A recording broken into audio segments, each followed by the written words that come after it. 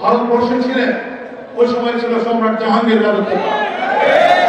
তার পিতার নাম কি?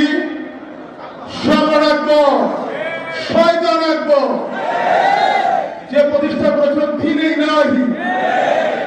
সেজদা করার অন্যত বাসনা নিয়ে মুজাদ্দিদ আল-ফিস্তানিকে গ্রেফতার করেছিল গোয়ালিয়র দুর্গে।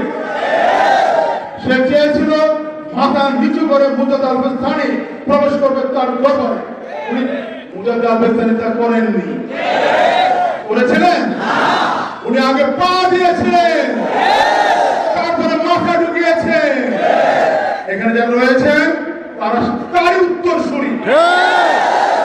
আমরা মনে করি প্রিয় নবী সাল্লাল্লাহু আলাইহি ওয়াসাল্লাম এসে রেখে যাওয়া সুন্নাহ এবং আমাদের সর্বোপরি আল্লাহ তাআলা কালামুল্লাহ, এই দুটো যদি একসাথে ধরে রাখি দুনিয়ার কল্যাণ আখিরাতে মুক্তি নিশ্চিত ইনশাআল্লাহ। আমি মনে করি জমিয়ত হিজবুল্লাহ